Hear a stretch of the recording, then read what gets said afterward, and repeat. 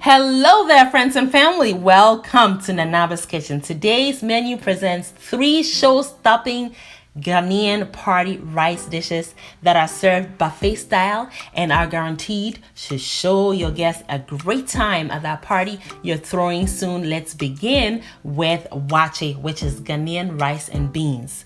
You need a few ingredients for this recipe, beginning with 2 cups of black-eyed beans or black-eyed peas, which you will need to soak for at least 2 hours to soften them to make cooking quicker. Then you'll wash them thoroughly and add a liter of water and incorporate your sorghum leaves that just went in. Sorghum leaves are available on Amazon.com or any Ghanaian or African grocery store close by you. The sorghum leaves are loaded with antioxidants because of that deep burgundy color. You cook for about 10 minutes and incorporate your bicarbonate of soda, half a teaspoon of that, and you notice it immediately begins to foam up, and it does 2 things for you.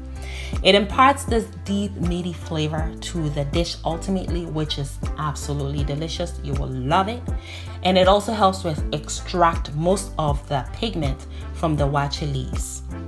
So now we've been cooking 20 minutes. The beans are nice and al dente, soft but not too soft. It's time to add your salt. Perfect time. You don't want to add your salt too early on in the cooking because it will make the beans seize up and take longer to cook. Go in and remove your leaves and also add some cold pressed coconut oil. I will typically use coconut milk, didn't have any on hand today. All I really want is that coconut flavor, and the oil works just as well. I also rinsed the leaves I removed with about half a cup of water and incorporated it. That wasn't captured in this video. I just added my rice. It's 3 cups of jasmine rice, which I have washed thoroughly until the water turns clear. Stir it up and cover the pot and let it cook for 15 minutes on medium heat. When you go back in, you'll notice that the rice is still crunchy. It's not cooked yet, and it's very moist. You still have a lot of moisture in there. So stir it up. Take the bottom to the top and vice versa. Cover it back up and let it continue to cook, this time on the lowest heat setting for 15 more minutes. And voila. The Waakye is done cooking. I go back in and stir it together, and I place the lid back on just to keep the steam in so it's nice and warm for serving.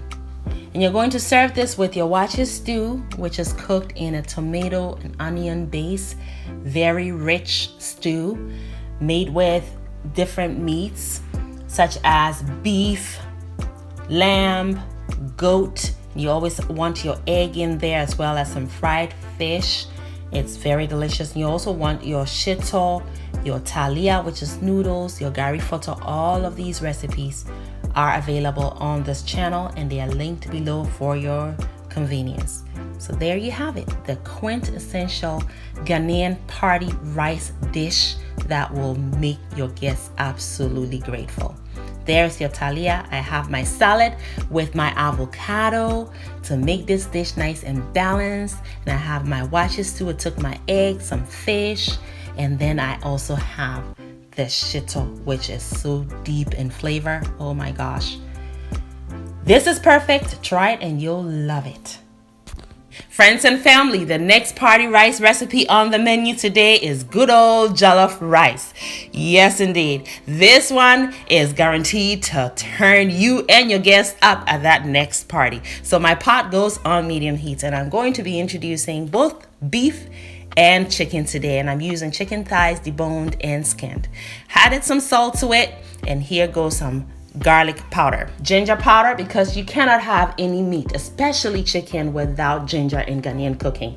Added some scallions as well as my better than bouillon chicken seasoning, and I just added thyme powder. Stir it all together to get it evenly incorporated. Cover the pot and let it cook on medium heat for about 15 minutes. 15 minutes later, friends, take a look at that lovely broth that has formed around the meat. You're going to now separate the meat from the broth and set the broth aside. We will incorporate it a little later on. We are going to fry the meat now. So in a separate pot, you're going to pour some oil into it, and you want to cook on medium heat.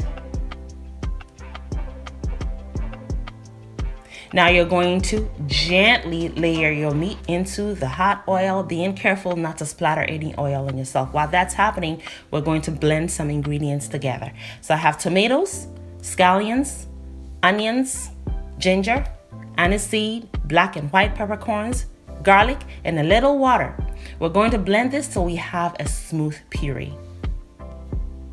And 10 minutes later, our meat is ready, it's caramelized, and it's perfect. So remove from the oil. And then now you're going to add some thinly sliced white onions and a habanero chili. That is optional, but I love that fragrance it brings to the table. And then also add your tomato paste. Now you're going to cook all this together for about 7 minutes. Friends, we are preparing a very simple yet extremely flavorful jollof stew. Now add your tomato mixture, stir the pot until all the ingredients are evenly incorporated. Cover the pot and continue to cook on medium heat for about 10 minutes. Now I have some dry ingredients. I have shrimp powder, smoked paprika, and curry powder. Stir it all in. Now these dry ingredients will help to intensify the flavors even more. Stir it in and cook for about 2 more minutes. And then you're going to now incorporate the meat that we fried from the beginning. As the oil has settled to the top, you're almost done cooking the stew. That means that you have fried the stew till almost all the moisture is evaporated. Now you're also going to introduce the broth we developed from cooking the meat. Stir it all in to evenly incorporate all your ingredients at this point. Cover it back up, let it cook for about 5 more minutes. And now voila, your stew is done. You're ready to cook some jollof rice. What I do though is I go in and I remove all the oil I used in frying these ingredients, because I can always use it to cook some omelette or some more jollof rice on a later day. And then I also remove some of the stew and set it aside for serving later. And then I incorporate 4 cups of jasmine rice, which I have washed thoroughly. And then I toast my rice and add some water to it. All the ingredients are listed below in the description box for your convenience. Because I used 4 cups of rice, I add 6 cups of water. Now I cover it up and let it continue to cook on medium heat for about 15 minutes, and I go in and I stir the pot.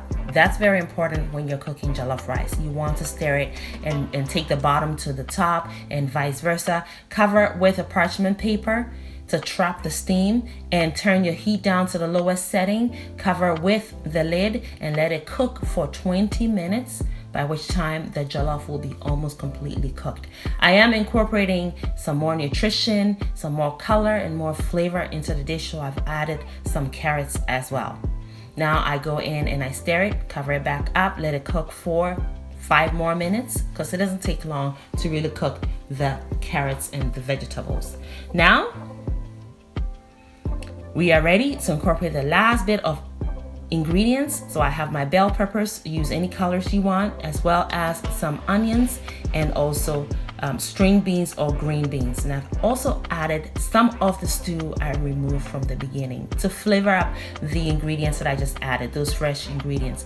Stir it all together. Your jollof is as good as done. Cover it, let it cook for 2 more minutes, turn the heat off, and voila. Freshen everything up. Optional step, but I love cilantro in this dish. So I add some cilantro or coriander leaves and stir it together. Your jollof is done. And friends, you're ready to serve as you would at any party.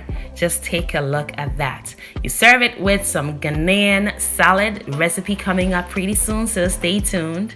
I have also reserved some of the stew from the beginning, so that also gets served with it. Just look at this brilliance. Perfection. I sure hope you love this recipe as I do. Next on the menu, friends and family, is our simple yet flavorful party fried rice recipe that is guaranteed to take those taste buds to Party City. So let's begin. The pot goes on medium heat and I add some butter. This is about 3 tablespoons of butter because we are going to turn this butter to brown butter. You all know how I like it. I love my butter to turn brown because it brings this nuttiness that makes your rice a little more special. So I've also added some scallions and I cook that till caramelized, and then I add my rice. I have 3 cups of rice, which I've washed thoroughly, and this is jasmine rice. Toast all the ingredients together till dry and incorporate my chicken broth, which I derive from cooking up my oven fried chicken recipe coming up soon. Then I continue to toast again till all the grains of rice have absorbed that beautiful chicken broth. And add 4 cups of water to it because I want this rice to cook super fluffy as we're making fried rice.